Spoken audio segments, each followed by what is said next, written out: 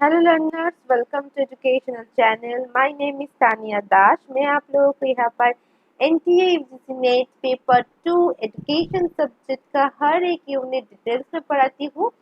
आज हम लोग यूनिट 1 सेक्शन बी की अकॉर्डिंग कार्ल मार्क्स की थ्योरी पढ़ेंगे, ठीक है, जिसको हम मार्क्सिज्म भी बोलते हैं। तो चलिए स्टार्ट करते हैं। The first point is Marxism is a philosophy of a system of social and political analysis. तो ये जो मार्क्सिज्म है जिसका डेवलपर कार्ल मार्क्स है, उन्होंने इस फिलोसॉफी को एक सोशल एंड पॉलिटिकल एनालिसिस के ऊपर बेस करके गठित किया है। Karl Marx to the idea from Hegel, मतलब कार्ल मार्क्स की जो थ्योरी है वो हेगल से इंस्पायर होके उन्होंने इस थ्योरी को कंडक्ट किया है। Not only the Marxism theory, basically Karl Marx Hegel से जो डायलेक्टिकल मेथड्स होती है उस कंसेप्ट को यहाँ पर लिया है, ठीक है। इस मार्क्सिज्म पर आप डायलेक्टिकल मेथड्स को पढ़ेंगे जो कि हेगल की ही कंसेप्ट है, उन्होंने फर्स्ट डेवलप किया है, उस आइडिया को कार्ल मार्क्स लिया है, ठीक है। नेक्स्ट क्या है, this idea was further developed by Marx and Friedrich Engels during industrial revolution. The society was divided into two classes, एक होगा ओनर्स और दूसरा होगा लेबर्स। मतलब ये जो मार्क्सिज्म फिलोसॉफी है ये बेसिकली हमारी इंडस्ट्री की रिवॉल्यूशन के लिए हुआ है, क्योंकि सोसाइटी में दो प्रकार की क्लासेस हुआ है डिवाइड। पहला है आपकी ओनर, जो कि सपोज कीजिए कंपनी का हेड है, कंपनी का बॉस है, और दूसरा है labours, that means staff members. जो ओनर है वो बहुत ही ज्यादा प्रेशराइज करते थे लेबर्स के ऊपर, जो प्रॉफिट है वो ओनर ले लेते थे, मगर लेबर्स को उतना ज्यादा पैसा या फिर जो काम वो करते थे उस हिसाब से पैसा नहीं देते थे। बहुत ही ज्यादा टॉर्चर होती थी लेबर्स के ऊपर, ठीक है। तो ये जो इनइक्वालिटी है, इनजस्टिस है, आइसोलेशन है, इसके ऊपर ही रिवॉल्यूशन लेके आने के लिए कार्ल मार्क्स ने ये मार्क्सिज्म फिलोसॉफी को क्रिएट किया है। His theory is set in the background of the French Revolution during 19th century। तो 19th century के ऊपर बेस करके या फिर उस समय पर ये मार्क्सिज्म थ्योरी डेवलप हुआ था। प्रिंसिपल देखिए, रियलाइजेशन ऑफ द वर्ल्ड, मतलब वर्ल्ड को रियलाइज करना, खुद की नॉलेज को गेन करना, self knowledge, free from the alienation, इसका मतलब है आइसोलेशन, ठीक है। आइसोलेशन को हम लोग अलाइनेशन भी बोलते हैं। डिविजन ऑफ वर्क, मतलब वर्क को डिवाइड करना कि जो भी अपर क्लास की इंसान होगा उसके पास एक काम है, मिडिल क्लास के लोअर पर्सन के लिए दूसरे काम, लोअर क्लास की पर्सन के लिए दूसरे काम। मतलब ये जो डिवाइड हो रही है क्लासेस ऑफ सोसाइटी में वर्क, इससे फ्री होना होगा हमारी सोसाइटी को। Focus on production and distribution, मतलब यहाँ पर प्रोडक्शन पर फोकस करना होगा, डिस्ट्रीब्यूशन पर फोकस करना होगा। डिस्ट्रीब्यूशन का पर फोकस करने का मतलब है कि इक्वल तरीके से डिस्ट्रीब्यूट करना, ठीक है, यहाँ पर इनइक्वालिटी ना हो। Full responsibility to flourish his latent talent, मतलब आपके अंदर की जो भी टैलेंट है वो यहाँ पर आएगा, आप उस टैलेंट के अकॉर्डिंग काम आपको मिलेगा, ठीक है। यहाँ पर कोई क्लास नहीं होगा कि आप अपर क्लास के हो, दैट मीन्स आपको बहुत अच्छा अपॉर्चुनिटी मिलेगा, और ये लोअर क्लास के इंसान है दैट मीन्स इसको इतना अच्छा अपॉर्चुनिटी नहीं मिलेगा। इस तरीके से कोई भी डिविजन वर्क नहीं होगा इनइक्वालिटी की बेसिस पर। यहाँ पर जो भी होगा इक्वालिटी होगा, दैट मीन्स आपके अंदर अगर टैलेंट है तो अच्छा काम मिलेगा, और जो भी टैलेंट है, जैसे भी टैलेंट है उसके अकॉर्डिंग आपको काम मिलेगा, ठीक है। सभी को फ्रीडम देना होगा। अब देखो, जो कैपिटलिज्म है ये भी कार्ल मार्क्स की है, मतलब पूरी की पूरी थ्योरी ही कैपिटलिस्ट के ऊपर बेस करके गठित हुई है। तो देखिए, जो कैपिटलिज्म है इसका मतलब क्या होती है। कैपिटलिज्म पर हम लोग ओनर को देखते हैं, ध्यान से समझना, ओनर को देखते हैं, और यहाँ पर जो स्टाफ मेंबर है इसको देखते हैं, ठीक है।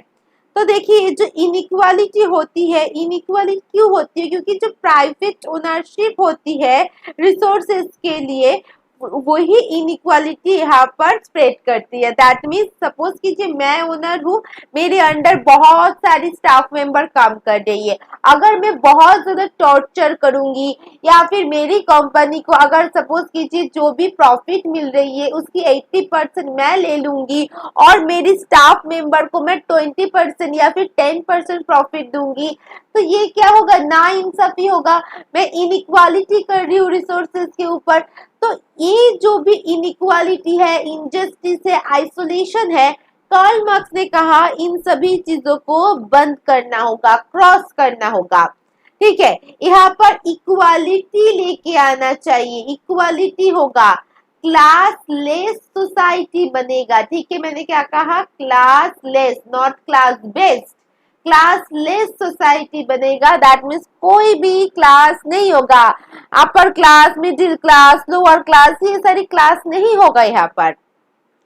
तो इसके लिए क्या किया जाए, इसके लिए हमें इक्वल अपॉर्चुनिटी के लिए पब्लिक कंट्रोल करना होगा। पब्लिक कंट्रोल का मतलब समझने के लिए इस 3 बॉक्स को समझना जरूरी है। फर्स्ट क्या है, देखिए यहाँ पर अगर कोई ओनर होगा, जैसे मैंने एग्जांपल दिया कि मेरे पास एक कंपनी है, मैं कंपनी का बॉस हूँ। अब देखो मेरे पास बहुत पैसा है ना, अब मैं सभी को कंट्रोल कर सकती हूँ। जब भी पहले क्या होती थी 19th सेंचुरी की टाइम पर, कि जब भी मेरे पास बहुत ही ओनर के पास जब से ज्यादा पैसा होगा तो वो पॉलिटिकल पावर उसके हाथ में आ जाएगा। ठीक है, मेरे पास बहुत पावर है, क्यों, क्योंकि मेरे पास बहुत पैसा है, इसलिए पॉलिटिकल पावर आ गई। अब पॉलिटिकल पावर आएगी, दैट मीन्स रूल्स रेगुलेशन में करूंगी। मैं कोई मिनिस्टर हूँ या नहीं हूँ, ठीक है, मगर मैं इन्फ्लुएंस कर सकती हूँ, क्योंकि जो गवर्नमेंट है अभी की उसको मैं रूल्स बताऊंगी, बिकॉज मेरे पास बहुत पैसा है, मैं बहुत रिच मैन हूँ, इसीलिए मैं रूल्स बताऊंगी कि कौन सी रूल सभी कंट्री में होना चाहिए या फिर स्टेट में होना चाहिए, क्यों, बिकॉज क्योंकि मेरे पास पैसा बहुत है। तो जिसके पास पैसा बहुत होगा तब के टाइम पर वो पॉलिटिकल पावर को बहुत ही ज्यादा इन्फ्लुएंस करते थे, बहुत ही ज्यादा मतलब गलत तरीके से वो काम करते थे पॉलिटिकल पावर को लेके। ठीक है, क्योंकि देखिए जब भी मेरे पास पैसे बहुत ज्यादा होगा तो मैं चाहूंगी कि जो भी रूल्स एंड रेगुलेशन में क्रिएट करूं वो मेरी फायदे के लिए क्रिएट करूं। मेरे पास जो भी पैसे है वो ट्रिपल हो जाए, वो और भी ज्यादा हो जाए, इसीलिए मैं मेरी फायदे के लिए ही रूल्स एंड रेगुलेशन क्रिएट करूंगी। लोअर लेवल के इंसान को कौन सी प्रॉब्लम हो रही है, क्या हो रही है, मेरे देखने की कोई जरूरत नहीं है, क्योंकि मैं सिर्फ और सिर्फ मेरी प्रॉफिट देखूंगी। यही तब की ओनर्स का मेन मोटिव था। ठीक, अच्छा अब देखो जब ओनर पॉलिटिकल पावर को ले रही है, इन्फ्लुएंस कर रही है, गलत तरीके से लॉ बना रही है खुद की बेनिफिट के लिए, तो डेमोक्रेटिक कंट्री का जो डेमोक्रेटिक की जो प्रिंसिपल्स है वो प्रिंसिपल्स कहीं भी लागू नहीं होगा, क्योंकि जो भी होगा वो उस ओनर्स की फायदे के लिए होगा। इसको बंद करना होगा। इसको बंद करने के लिए public control over the essential resources होना चाहिए। दैट मीन्स ये जो प्राइवेट ओनरशिप है कि मैं ही इसका मालिक हूँ, इसको हटा के पब्लिक कर दो रिसोर्सेज को, सभी का समान अधिकार होगा। कोई भी चीज क्लास बेस्ड नहीं होगा, क्लास लेस सोसाइटी होगा। पब्लिक का पूरा अधिकार होगा हर एक रिसोर्सेस के ऊपर। देखना तब ये जो सारी चीज हो रही है वो होना बंद हो जाएगा। ठीक है, तो यही कैपिटलिज्म थ्योरी है कार्ल मार्क्स की, जो कि बोला गया है प्राइवेट ओनरशिप को बंद करने के लिए पब्लिक को यहाँ पर हस्तक्षेप करना होगा पूरी की पूरी रिसोर्सेस पर। दैट मीन्स पब्लिक का पूरा अधिकार होगा हर एक रिसोर्सेस में। ठीक है, नेक्स्ट होगा आपकी मेटाफिजिक्स। ठीक है, अब देखो फिलोसफी है ना, फिलोसफी पर मेटाफिजिक्स, एक्सियोलॉजी, एपिस्टेमोलॉजी आएगा ही। तो कार्ल मार्क्स की फिलोसफी पर कौन सी मेटाफिजिक्स था, reality outlook to material world. ठीक है, मेटेरियल वर्ल्ड के ऊपर फोकस करना, क्योंकि कार्ल मार्क्स ने जो डायलेक्टिकल मेथड्स में यहाँ पर डी लिख देती हूँ, दैट मीन्स डायलेक्टिकल जो मेथड्स है वो कहाँ से लिया था, हेगल से लिया था। ठीक है, और यहाँ पर इस डायलेक्टिकल मेथड्स की वजह से कार्ल मार्क्स की नेम बहुत ही ज्यादा सुर्खियों में थी। अब यहाँ पर डायलेक्टिकल मेथड्स पर उन्होंने जो चीज को बहुत ही ज्यादा फोकस किया या फिर एसेंस ऑफ यूनिवर्स माना वो है मटेरियल। मैं बताऊंगी डायलेक्टिकल मेथड्स क्या है। तो यहाँ पर जो एसेंस ऑफ यूनिवर्स है वो क्या है, मैटर है। इसीलिए मेटेरियल वर्ल्ड के ऊपर उन्होंने सबसे ज्यादा फोकस किया। मैटर को ही उन्होंने अल्टीमेट रियलिटी कहा। जैसे कि स्पिरिचुअलिटी पर अगर आइडियलिज्म की बात कहेंगे तो उसका उस फिलोसफी का अल्टीमेट ट्रूथ कौन है, गॉड है। नेचुरलिज्म का अल्टीमेट ट्रूथ कौन है, नेचर है। जो कार्ल मार्क्स की थ्योरी है वहां पर अल्टीमेट रियलिटी कौन है, मैटर है। ठीक है, ओके चलिए next. Man itself is the product of nature, productive animal. तो देखिए यहाँ पर मैन ही है जो कि पूरी नेचर को मतलब नेचर की हर एक चीज को, दैट मीन्स मैटर को प्रोडक्ट करती है। इसीलिए मैन को प्रोडक्टिव एनिमल कहा जाता है। Life is the product of non living matter. मतलब जिसके पास लाइफ नहीं है वो क्या होगा, नॉन लिविंग मैटर हो जाएगा। जिसके पास लाइफ होगा वो लिविंग थिंग्स हो जाएगा।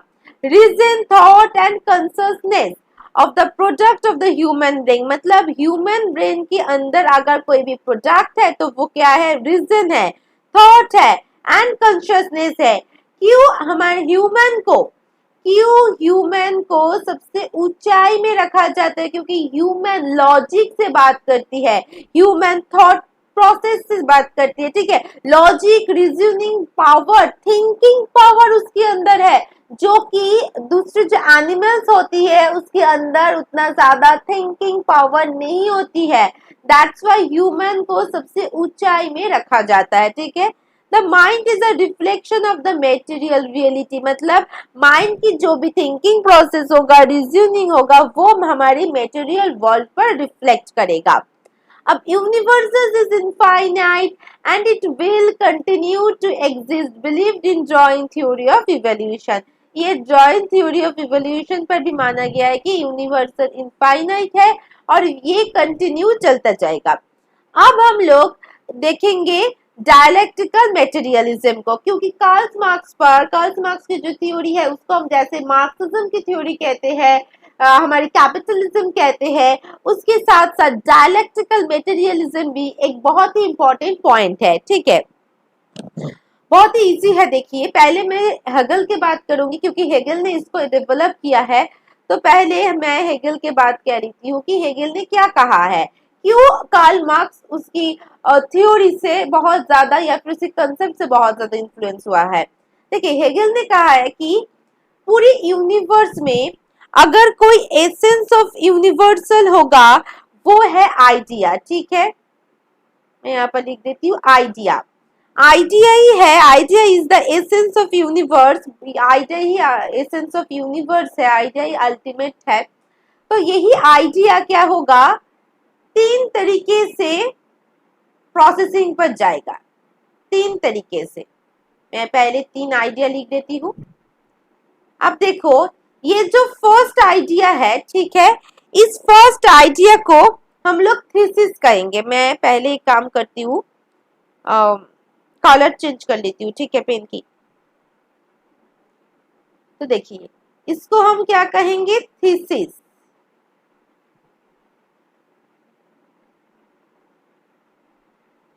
फर्स्ट आइडिया थीसिस होगा। ठीक है, नेक्स्ट आइडिया क्या होगा, एंटीथीसिस होगा।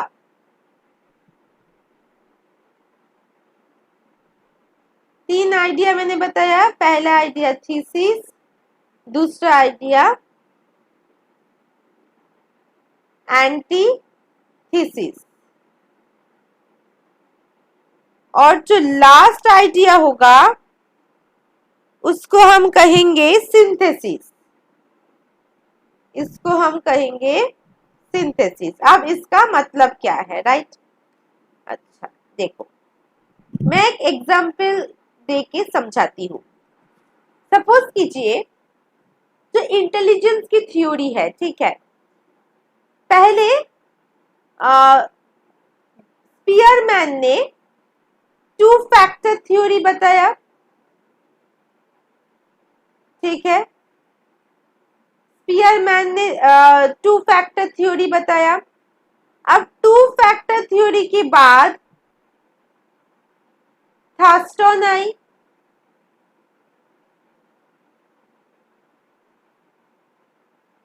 फिर क्या हुआ, गिलफोर्ड आई, ठीक है। न्यू न्यू कॉन्सेप्ट आ रही थी इंटेलिजेंस के ऊपर। टू फैक्टर से अगर स्टार्ट करेंगे, पहले भी है जैसे कि सिंगल फैक्टर थ्योरी भी नेट की है। तो देखिए, जो स्पीयरमैन की थ्योरी था वो एक आइडिया था, राइट, इंटेलिजेंस को लेके। फिर क्या हुआ, उस आइडिया के ऊपर बेस करके और एक आइडिया जो कि स्पीयरमैन को क्रिटिसाइज करते हुए, स्पीयरमैन की जो आइडिया है उसको क्रिटिसाइज करते हुए और एक इंटेलिजेंस की आइडिया है जैसे कि थर्स्टन। फिर से थर्स्टन की आइडिया को क्रिटिसाइज करते हुए और एक आइडिया इंटेलिजेंस के ऊपर। अब देखो, जब पहले कोई आइडिया बनाते हैं, जैसे कि अगर मैं पहली एकदम बिनेट की बात करूं जो कि सिंगल फैक्टर थ्योरी है, ठीक है, उसको कोई ना कोई क्रिटिसाइज किया, क्रिटिसाइज करके स्पीयरमैन की टू फैक्टर आई। तो जो फर्स्ट आइडिया होगा उसको हम थीसिस कहेंगे, उस थीसिस को क्रिटिसाइज करके कोई न्यू आइडिया होगा उसको हम एंटीथीसिस कहेंगे। अब उस थर्ड आइडिया को, दैट मींस एंटीथेसिस को क्रिटिसाइज करके फिर से और एक आइडिया होगा जिसको हम सिंथेसाइज कहेंगे। अब सिंथेसाइज में आपके आइडिया कभी भी रुक नहीं जाएगा, फिर से ही सिंथेसाइज को, जैसे कि गिलफोर्ड को, अगर गिलफोर्ड की बात करेंगे, गिलफोर्ड की इंटेलिजेंस को क्रिटिसाइज करके और एक न्यू थ्योरी आई। तो देखिए, सिंथेसाइज जो आइडिया है, लास्ट आइडिया, इसको भी कोई ना कोई क्रिटिसाइज करेगा, तब ये सिंथेसाइज क्या बन जाएगा, फिर से थीसिस बन जाएगा और ये चलता जाएगा, ठीक है, कंटिन्यू चलता जाएगा। तब हेगल को क्वेश्चन पूछा गया, तो कौन सी आइडिया है जो कि अल्टीमेट ट्रूथ है? तब हेगल ने कहा गॉड, गॉड है जो कि अल्टीमेट ट्रूथ आइडिया है, उसके ऊपर जाके कोई भी आइडिया क्रिएट नहीं हो सकती, ठीक है। तो यहाँ पर हेगल ने एक स्पिरिचुअलिटी को लेके आई जहां पर उसकी साइंटिफिक थ्योरी नहीं हो सकी, ठीक है। तो इस आइडिया को डायलेक्टिकल कहा जाता है और इस डायलेक्टिकल कंसेप्ट को लेके कार्ल मार्क्स ने डायलेक्टिकल मटेरियलिज्म थ्योरी बनाया, जहां पर इस आइडिया की जगह कार्ल मार्क्स ने मैटर लिख दिया, ठीक है।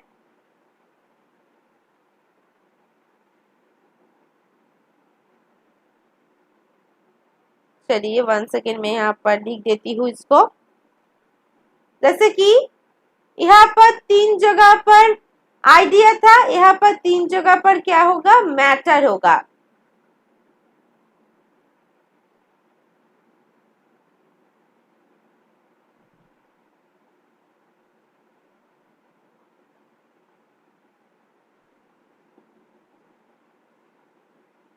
ठीक है, जैसे कि पहला एक मैटर होगा, अब वो मैटर को क्रिटिसाइज करके दूसरा कोई मैटर होगा, अब दूसरा मैटर को क्रिटिसाइज करके तीसरा, और ये प्रोसेस कंटिन्यू चलता जाएगा, ठीक है, ये नहीं रुकेंगे, ये चलता ही जाएगा, दैट मीन्स ये कंटिन्यूअस है। जब पहला कोई मैटर क्रिएट होगा उसको थीसिस कहेंगे, उस मैटर को क्रिटिसाइज करके जब दूसरा कोई मैटर होगा उसको एंटीथेसिस, तीसरा को सिंथेसाइज कहेंगे, ठीक है, और ये कंसेप्ट चलेगा। यहाँ पर कार्ल मार्क्स ने कहा मैटर जब चेंज होगा, ठीक है, जैसे कि एक मैटर है जो कि चेंज होके दूसरे मैटर पर जाएगा, तो दैट मीन्स देखिए जब भी कोई मैटर चेंज होगा तब सोसाइटी भी चेंज हो जाएगा, ठीक है, जब जब सोसाइटी चेंज हुई है तब तब मैटर भी चेंज हुई है कार्ल मार्क्स के अकॉर्डिंग, ठीक है, इसको ही हम डायलेक्टिकल मटेरियलिज्म कहते हैं। अब देखो एपिस्टेमोलॉजी, ऑब्जेक्टिव ऑफ साइंस, मतलब यहाँ पर साइंस के ऊपर फोकस किया है कार्ल मार्क्स ने।